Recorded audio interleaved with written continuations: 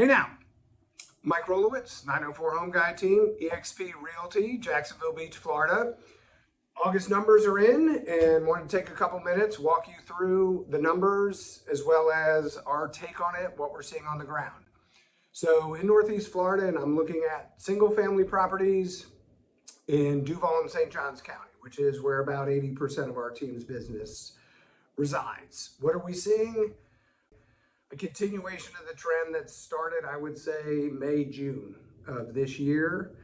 Increasing inventory, increasing days on market. In the meantime, closed sales, pending sales are declining year over year. So some of the heat in the market has been taken out. I would say this is a normalizing of our market, something that was long overdue and a very welcome respite for buyers. For sellers, got to get a little more serious, got to get your pricing dialed in, and we'll touch on that a little bit later. But a quick rundown of the numbers. What are we seeing? Median sales price, again, single family, Duval, St. Johns County. Median sales price, August 22, $411,500. That is up 21% over last year and 1.3% from July of this year. So again, deceleration of appreciation, not a decline. Days on market, that's up 138% versus last year. So median days on market in this region, 31 days. That means this time last year, homes were selling in less than half the time. Call it 14, 15 days, more cash, faster escrows. I think one of the big things that's going to drive our months supply of 2.7 months, which is up 90% versus a year ago, and only 3.4% from last month. So it's our inventory starting to level out a bit, is the fact that closed sales are down 31%, about 1,400 sales in the month of August of 2022, 32% fewer than happened in August of 21, when that market was in that super frothy, heated up mode. Percent of homes that are closing over list price, we're now down to 20%. So 1 in every 5 is still selling above list. That's a 46% decline from last year. List price received, meaning what's the list to sold ratio, that number that was hovering 100 to 102%, that's also moderating. We're now at 98.5%. Slight decrease, less than 2% versus last year.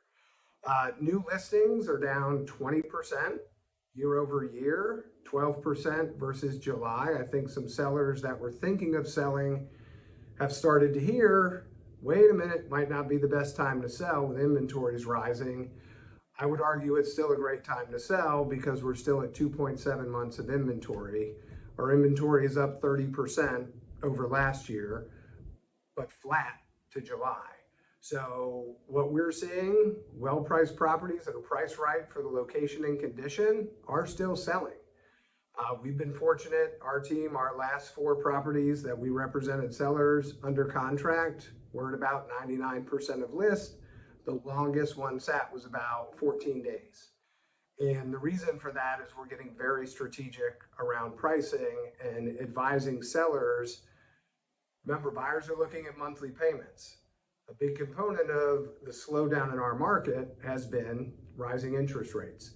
So if somebody was looking at a $500,000 house last year, the monthly payment for that, we'll say, is X. Well, now that monthly payment is X plus almost 30%.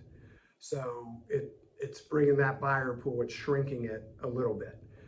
Still seeing a lot of inflow. We're still taking, actually today, I had 2 inbound referrals come into the team. So Jacksonville is still a very popular destination. People still looking to come to the area, whether it's to downsize, job transfers, quality of life, whatever they're looking for, we seem to have. So that's what we're seeing. Again, deceleration of appreciation. Normalizing 2.7 months of inventory is still a seller's market. Once that starts getting north of 4 or 5 months, then we're definitely teetering towards a buyer's market. Some of the things that this increased inventory has allowed from a buyer's standpoint is we're starting to negotiate closing cost credits again. for some of our buyers that may not be as cash rich, but have good debt to income to qualify for a mortgage with a lower down payment to help with closing costs. Rate buy downs are a subset of asking for some of those concessions, where we'll bring a buyer to a seller and say, listen, we want concessions of what it will cost to buy down a point, 100 basis points, 1 percentage point on their loan to get them from those high fives into the high fours instead. It's a little easier for that buyer to stomach. With what happened with this week on the inflation front, and the 10-year treasury jumped 23 basis points as soon as that was announced, the interest rates that are sitting in the high fives are probably likely to cross 6% again. So that's putting, again, that crunch on buyers. But hope this was helpful. Hope you get some value out of it. If you know me well, I'm a big data head. I could talk about this stuff for hours. So if you want to connect, grab a coffee or a beer and really break down the market and how it might affect the value of your property or your potential purchase, do not hesitate to reach out. Would love to connect, and we'll see you in a month or two with another update. Thanks.